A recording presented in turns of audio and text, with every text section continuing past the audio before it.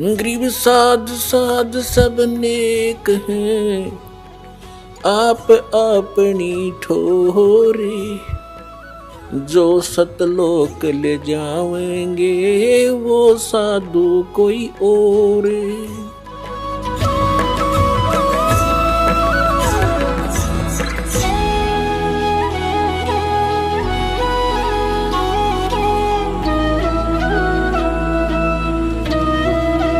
अब जैसे द्रौपदी ने एक अंधे महात्मा को एक कपड़ा दिया था 9 इंच बाई 3 फुट 4 फुट, एक छोटे सी टुकड़ा अपनी साड़ी से पाड़ कर। वैसे उसको दान करने में सारी साड़ी उसकी खराब हो गई थी, लेकिन महात्मा को केवल इतना साइज मिला था।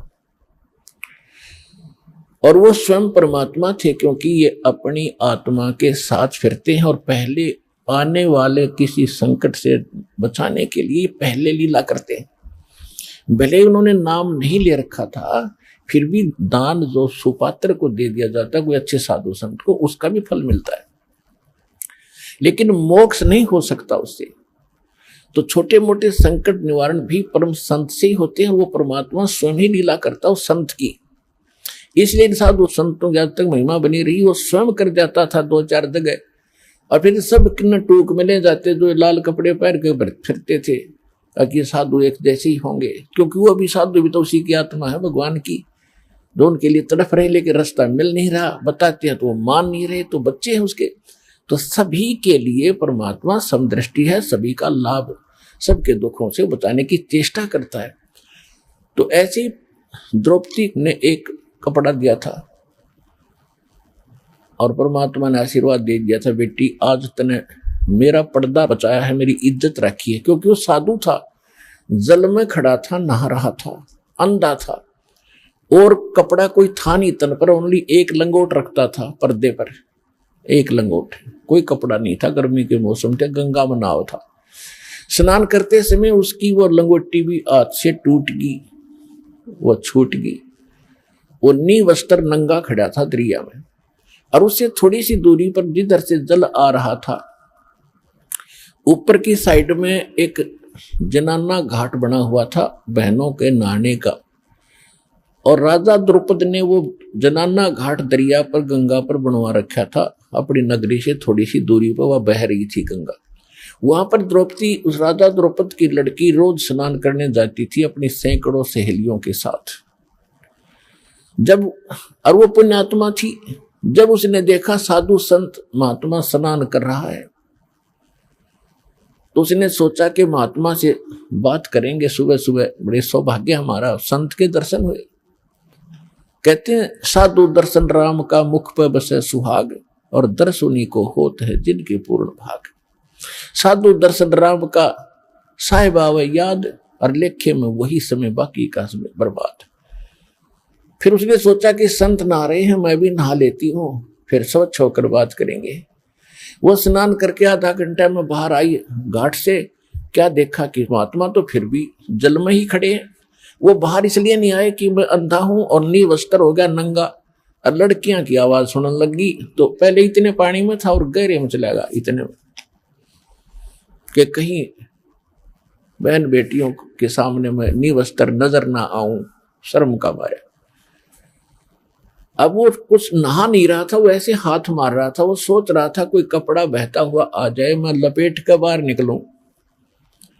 द्रौपदी ने देखा आधा घंटा हो गया, संत नहा नहीं रहा, कुछ खोज रहा है। फिर उसने देखा अपने ध्यान से कि महात्मा तो निवस्त्र है, ये वस्त्र बिना आवेगा नहीं, बाहर कोई वस्त्र पटड़ी पे है नहीं, ये सारा दिन खड़ा रहेगा, रात को निकलेगा, गल जाएगा भूखा प्यासा। तो लड़की ने आओ देखा ना ताओ अपनी साड़ी पाड़ी। राजा की लड़की की कितनी कॉस्टली साड़ी होती है, कीमती साड़ी, कपड़ा होगा ये विचार कर लेना। और उसने उस इतनी कीमती साड़ी और संत के लिए पाड़ कर डाल दी, एक लकीर, एक बिलहात की, यानी 9 इंच लगभग कोपीन आकार की, और पाड़ के और 3 फुट चौड़ी लंबी पानी में डाल दी। बहता हुआ वह साथ से निकल गई, लेकिन महात्मा ने दिखाई नहीं था, लीला थी उनकी, और निकल गई। 7-8 बार ऐसी साड़ी पाड़ पाड़ के एक बिलात यानी 9-9 इंच 7-8 बार पाड़ के डाल दी, लेकिन साधु के हाथ नहीं लगी, वो साइड से निकल जाती थी, उसको दिखाई नहीं देता था। तो यह लीला भी भगवान कर रहे थे कि इसके कर्म बनाऊं, इसके कर्म बने या इसका एक कैर टूटेगा, वो बचे क्यों करे इस बेटी का। अब देखो पुण्यात्मा, लोभ लालच करे तो ऐसा करे, बेईमाना करे तो ऐसा करे। उसके साथ और भी सहेली थी, नौकरानियां थी।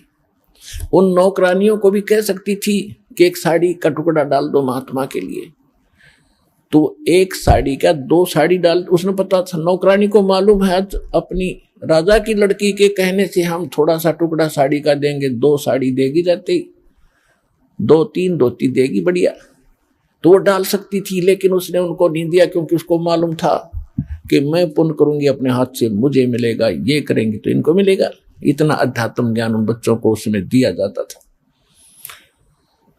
मैं रोटी खाऊंगी मेरा पेट भरेगा, ये खाएगी इसका भरेगा। तो उसने ये बेईमाना लालच करा। तो लोभ करे तो ऐसे करे, दान धर्म करने का स्वयं करे, अपने डट के करे और सेवा करने का। तो इसी प्रकार जब उसने 7-8 को पीन के ऐसे डाल दी, नहीं हाथ लगी, फिर उन्हें सोचा निकट न्यू नहीं जावे थी कि कहीं महात्मा को आभास ना हो जाए कि लड़की है ये जो कपड़ा डाल रही है निकट आएगी, तो कहीं ये आगे को ना सरक जा दरिया की तरफ और बह जावे, मर जावे, यो तेज धार में बह गए। बोल इसलिए नहीं रही थी। इसलिए उसने एक लंबी लकड़ी उठाई जंगल से, उसके फिर एक और टुकड़ा पाड़ा, फाड़ के उसके लपेटा और धीरे धीरे साधु संत के हाथ के निकट कर दिया, जहां वो ऐसे हाथ मार रहा था। जब उसके हाथ लग गया, उसने तुरंत उसको पकड़ा मजबूती से। फिर उसने देखा कि ये वैसे कोई बहता हुआ कपड़ा नहीं है, ये तो स्पेशल साइज पाड़ के साड़ी का दिया हुआ है, और बेटी भी आस पास ही होगी। वो तो अंतर्यामी थे, लेकिन लीला जो भगवान करते हैं, जैसे 120 वर्ष धानक रूप में, जुलाई रूप में काशी में रहेगी, कोई आज तक नहीं समझ पाया वो भगवान थे। आज समझ में आ गया कि वो परमात्मा थे और हैं और रहेंगे। तो ये लीला ऐसी गजब की करता, कोई सोच भी नहीं सकता यूं भगवान हर रहे कैसे। अंधे की लीला करे थे, अंधे वाली करी पूरी। इस काल को भी धोखा देता है, यही वेद में लिखा है। और यही नानक साहब कहते, ए ठगवाड़ा ठगी देश खरा सियाणा बोलता बार, ये दहाड़ के रूप रहा करता है। और खुद कहते हैं भगवान सोचल सिद्धर मैं करूं अपने जन के काज। तो द्रौपदी जब उसने वो टुकड़ा लिया, देखा कि हाँ ये तो किसी लड़की बेटी ने दिया है, तो कहा बेटी आज तैने मेरी इज्जत रखी है, भगवान तेरी इज्जत रखेगा और तुझे बहुत ज्यादा दे।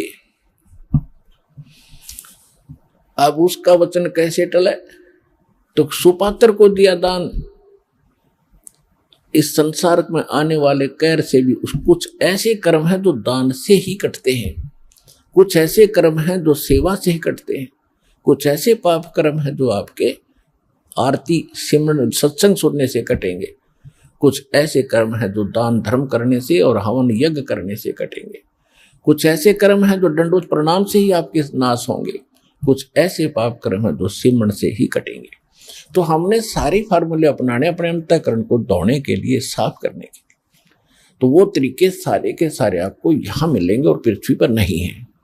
इससे आपका अंतःकरण भी साफ होगा, जिस कारण से आपको इस जीवन में भी सुख होगा और मोक्ष भी मिलेगा।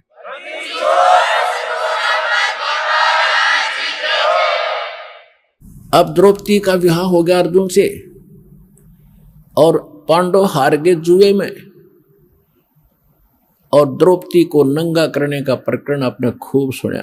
दुशासन को आदेश दे दिया दुर्योधन ने कि इसको नंगा कर दे बड़ी सभा में,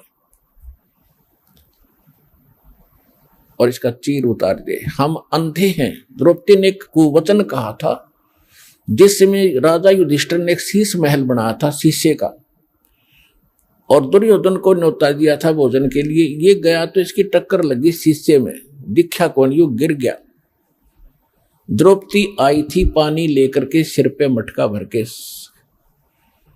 और हंसती हुई कहने लगी कि अंधों की संतान अंधी ही होती है। उसने एज ए भाभी अपने देवर को एक मजाक कर दिया और कहते हैं दुर्योधन दुष्ट आत्मा था, उसका इतना दुख मान गया कि इसको सबक सिखाऊंगा कि इसने कैसे कह दिया मेरे साथ ऐसा मजाक, अभद्र मजाक किया है। अपने आत्माओं परमात्मा कहते हैं साधु सोना और सजन, संत भगत सोना और सजन पुरुष टूट जोड़े 100 बार, और दुर्जन और पाका कलश एक के धक दरार। जैसे मटका होता है पका हुआ, उसको थोड़ा सा झटका लग गया, उसमें दरार आ जाएगी, क्रैक हो गया, वो दोबारा नहीं मिल सकता, 100 प्रयत्न कर लो, अलग ही पहचान रहेगी। इसी प्रकार दुष्ट व्यक्ति एक बार थोड़ा सा भी कोई बात होगी, वो कभी वैसा नहीं हो सकता, वो अपना कुबद मन में जोर रखेगा, बकवाद करे बिना रह नहीं, उसमें इतना दोष होता है। और भगत संत साधु और सोना और सजन, सजन पुरुष भद्र पुरुष टूट जोड़े 100 बार। जैसे सोने का आभूषण बना दिया, अलग अलग टुकड़े कर दिए, फिर उसको दोबारा आभूषण बनाया जाता है, निशान भी नहीं रहता ये कौन था, वैसा ही बन जाता है। ऐसे साधु संत कभी कवासुनी हो जाती है तो मन में दोष नहीं रखते, ईर्षा नहीं रखते, उसको बदले की भावना नहीं रखते, और फिर मिलते हैं तो वैसे ही हो जाते हैं जैसे कभी कुछ हुआ ही नहीं। और दुर्जन, दुर्योधन दुर्जन था, एक के धक दरार, उसमें इतना क्रैक आ गया, वो मिटा नहीं, अपना नाश करा कर टिका, सर्वनाश कराया उसने। अब उसी आधार से उसने कहा कि दुशासन अब इसको नंगा कर सुबह में, हम तो अंधे हैं और अंधों की संतान है, हम कुछ देख थोड़े सकेंगे इसके अंग को, नंगा कर इसको आज। अब द्रौपदी, वहां कौन कौन विराजमान थे पुण्यात्मा, महाभारत पढ़ा करते आप, इसको बड़ा अनमोल ग्रंथ जान के, इसके अंदर जो इन पात्रों का जो गलत रोल था किसी का नहीं धरती पर हमने देखने नहीं मिला। भीष्म पितामह, द्रोणाचार्य और कर्ण, ये 3 ऐसे योद्धा थे जिससे सब कुछ कांपते थे। दुर्योधन भी कांपता था और वो सारे सभी कौरव कांपते थे। लेकिन उस सभा में वो सारे बैठे और विदुर भी विराजमान था, विदुर जो कौरव पांडवों का चाचा था। अब वहां पर जब उसको नंगा करने लगे, द्रौपदी ने सबसे पुकार की। पहले तो ये सोचा कि ऐसी गलती कैसे कर देंगे, सारी सभा में मुझे नंगा कैसे कर देंगे। भीष्म पितामह जैसे बैठे हैं दादाजी, और साथ में ये बैठे द्रोणाचार्य गुरुजी, और कर्ण जैसे महापुरुष अक्षत्रिय विराजमान है, ये कैसे गलती करेंगे। तो जब सबकी तरफ देखा, दुशासन ने उसका पल्ला पकड़ दिया नंगा करने के लिए। किसी ने भी यूं नहीं कहा तुम क्या कर रहे हो मूर्खो, ये क्या कर रहे हो, कैसा जुल्म कर रहे हो। अपने पति 5 पांडवों की तरफ देखा, क्योंकि वो हार चुके थे, वो बंध चुके थे, नीची गर्दन कर ली। अब द्रौपदी ने देखा कि तो सब फेल हो गए, तो जिसको तू आसरा मान बैठी थी, जिनको सहारा मान रही थी, ये तेरी मदद हेल्प करेंगे, तो ये तो फ्यूज हो गए सारे। तो यहां परमात्मा ने कहा कि उस समर्थ की रीढ़ छुपाई कुल कुटुंब तेराता। अब इन संसारिक लोगों से तू अपनी कल्याण चाहता है, इनसे मदद मांग रहा है, ये मदद नहीं कर सकेंगे। समय आने पर भगवान ही मदद करेगा।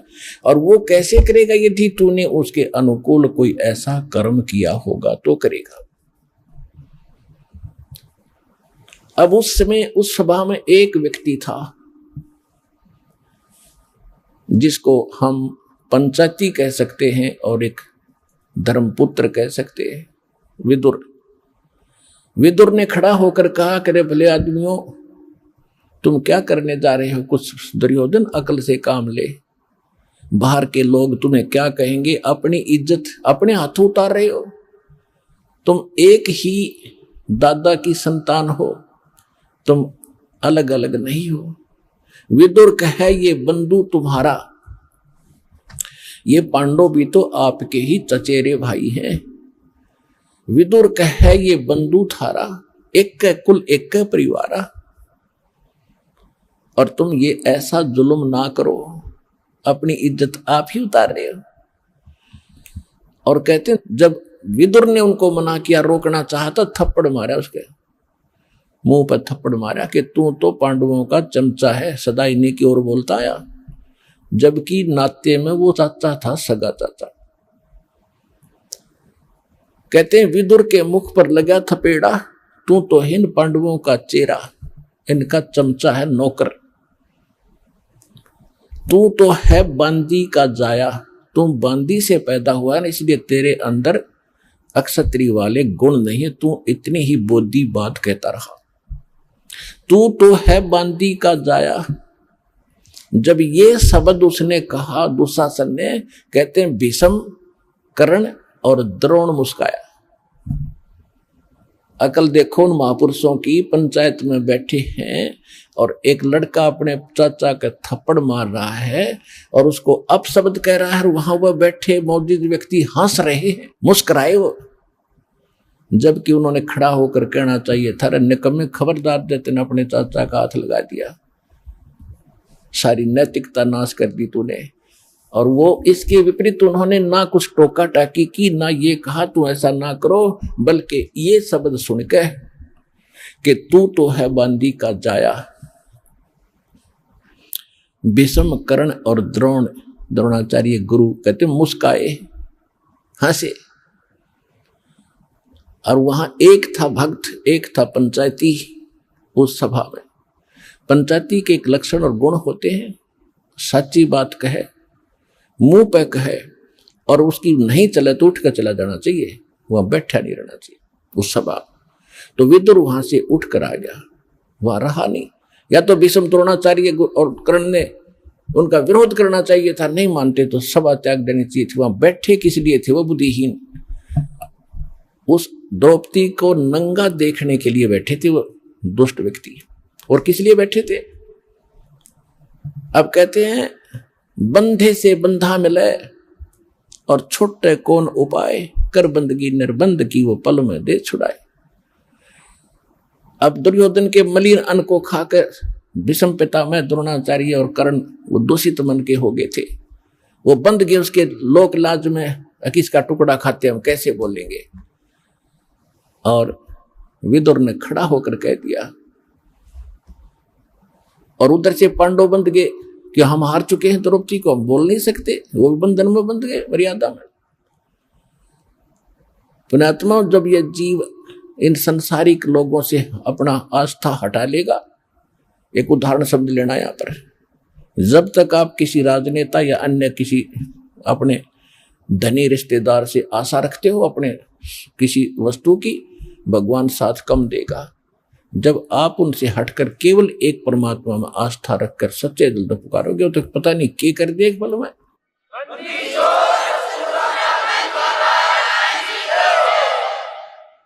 जब द्रौपदी ने देखा कि यहाँ कोई और साथी नहीं, तेरा मददगार नहीं है, तब सच्चे दिल से आत्मा रोई थी। ये भगवान आत्मा का साथी है, मन का साथी नहीं। मन तो पता नहीं क्या क्या बकवास चाहे, ये हो जा, वो हो जा, फलाना हो जा। जब आत्मा चाहेगी ना तो मालिक देगा आपको। ये आत्मा का साथी है, और मन है ये काल का एजेंट। जब आत्मा रोई, यहाँ की आपकी पुकार, जैसे पता नहीं कितनी बहनों के साथ बलात्कार होते हैं कहीं कहीं, और वो सभी पुकारती भी हैं अपने मदद के लिए, फिर लास्ट में भगवान को भी याद करती होंगी, लेकिन कितनों की मदद होती है? बहुत कम। कारण यह होता है कि हमने पहले कुछ ऐसा पुण्य नहीं कर रखा जिससे भगवान कोई कारण बना दे और हमारी रक्षा करते हैं किसी भी प्रकार से। तो द्रौपदी का मालिक ने पहले तो कारण बनाया, सौ छलछीदर मैं करूं अपने दिन के काज, जो जन मेरी शरण है ताका हूं मैं दास, और गेल गेल लाग्या फिरूं जब तक धरती आकाश। अब जैसे ये दास पहले हम रामकृष्ण के पुजारी थे, शंकर जी के पुजारी थे, बाबा श्याम जी, हनुमान जी के पुजारी थे, और जो भी घर में सुख होता था हम ये कहा करते, भगवान विष्णु ने कर दिया, बाबा श्याम जी ने कर दिया, हनुमान जी की दया होगी। जो सा भी याद आ जाता उसी को श्रेय दे देते थे, जो भी भगवान हमें याद आते थे। अब पता चला कि ये तो कुछ कर ही नहीं सकते, अब ज्ञान की रोशनी से पता चला कि करने वाला तो वही था। कहते हैं जगत का पेखना पेख्या, धनी का नाम ना लेखा। संसार के लोगों का ही हमने क्रेडिट दिया, इसने ऐसा कर दिया, इसने ऐसा कर दिया। वो कराने वाला भी कोई और ही है अगर किसी से कुछ करवा रहा है। कहते हैं जगत का पेखना पेखा, धनी का नाम ना लेखा। जो सब कुछ कर रहा है उसका जिक्र भी नहीं, कोई सुपने में याद नहीं आया आपको। तो परमात्मा कहते हैं जब तक जो मेरी शरण में है, कभी किसी शरण समय में, ये द्रौपदी वाली आत्मा भगवान की शरण में थी। इस कलयुग के इस पीरियड में ये चल रहा जो स्वर्ण युग आ गया ये, और इसमें जो बिचल गए, पिछड़ गए, रह गए, वो फिर यही धक्के खाते हैं। रानी बन गई, कभी राजा बन गए, कभी देवता बन गए। कुमाई इस समय की होगी वह सत भक्ति, और हजारों युगों तक चलेगी उनके साथ, क्योंकि कितनी कमाई इतनी बनती है इसकी, फिर यहां बर्बाद हो जाती है। लेकिन जो एक बार उसकी शरण में आ गया, परमात्मा इतने दयालु है, उसको कहीं ना कहीं घुमा फिरा के इवन द्रौपदी का भी ईव जन्म देंगे, दोबारा यहाँ पटकेंगे उनको जब उनका नंबर आओगा, जब टेके रहे तो न कहा मोक्ष होना था।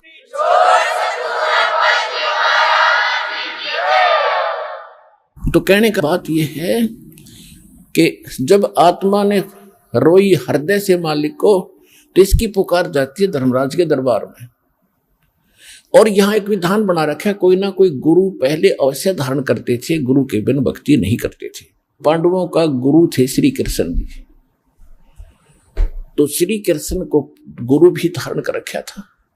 अब इसकी पुकार गई वहां धर्मराज के दरबार में, उसकी खुल गई वहां सीढ़ी।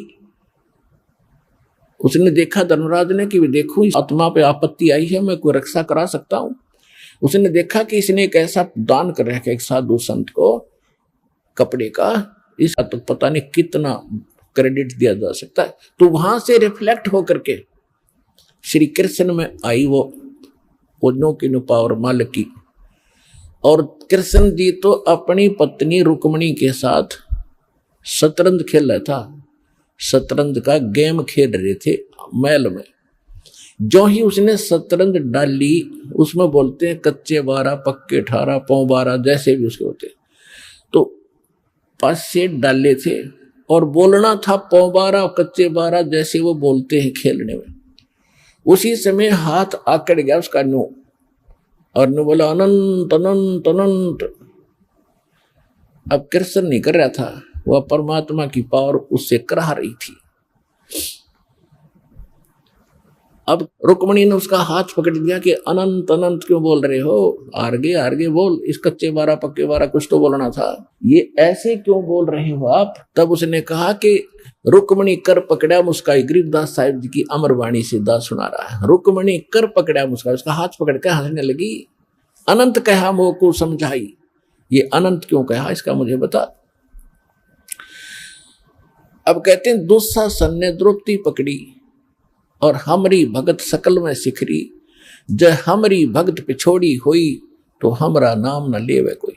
वहां कृष्ण नहीं बोल रहा था, कृष्ण को बुलाया जा रहा था भगवान के द्वारा, और परमात्मा की पावर ही उसके पास वहां से भीतर, जैसे जड़ से खुराक आती है पौधे में, पौधे से जाती टहनी में, टहनी के फल लगते, तो वो फल देने वाली टहनी है, उसका देने वाला जड़ है, टहनी के बस का नहीं था। ये समझ लेना, क्योंकि जब इस फार्मूले को आप समझोगे अध्यात्म ज्ञान को, जब आपके समझ में आएगी और आपकी दृष्टि वहीं टेकेगी जाके कि करे करावे साइया मन में लहर उठा, दादू शरदर जीव के आप बदलो जाए। कृष्ण कहते शरदरी थी और करने वाला खुद था वह। रुक्मणी कर पकड़ा मुस्काई, अंत कहा मोह को समझाई, दुस्शासन ने द्रौपदी पकड़ी और हमरी भगत यानी भगवान की भगत सकल में सिकरी, और जय हमरी भगत पिछोड़ी हुई, जय हमारा भगत हार में आ गया तो भगवान का नाम ना लेवे कोई।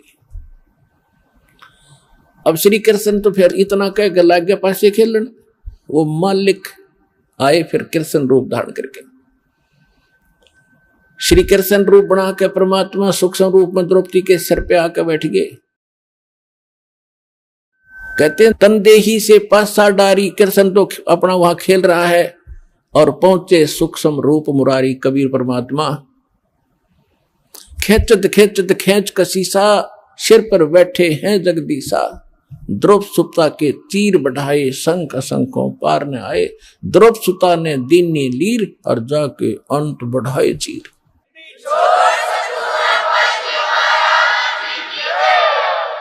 देते को हर देत है, जहां तहां से आन अनदेवा मांगत फिरो। फिर साहिब सुने ना का।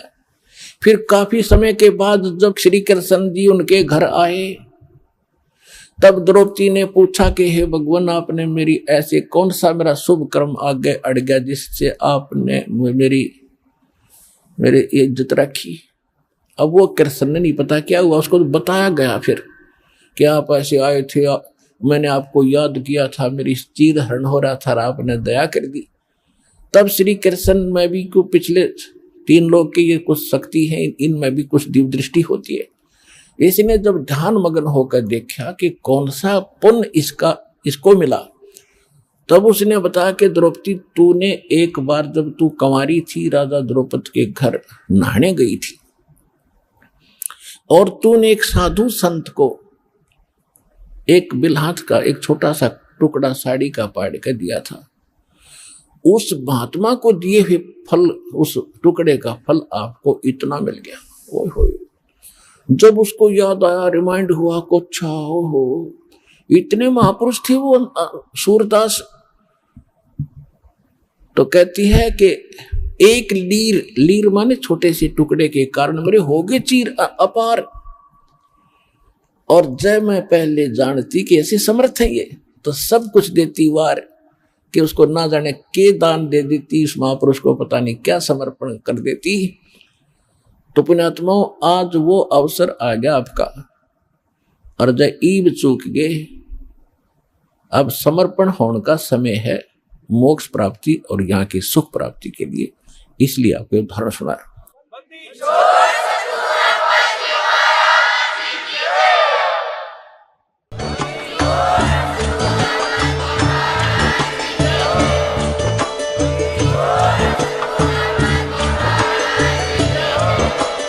आप सुन रहे थे जगत गुरु तत्वदर्शी संत रामपाल जी महाराज जी के मंगल प्रवचन। अधिक जानकारी के लिए विजिट कीजिए हमारी वेबसाइट www.jagatgururampalji.org। संत रामपाल जी महाराज जी के शुभ आशीर्वाद से पूरे विश्व भर में 500 से भी ज्यादा नाम दीक्षा केंद्र हैं, जिन पर संत रामपाल जी महाराज जी द्वारा ऑनलाइन निशुल्क नाम दीक्षा दी जा रही है। अपने नजदीकी नाम दीक्षा केंद्र का पता करने के लिए संपर्क करें 8222880541।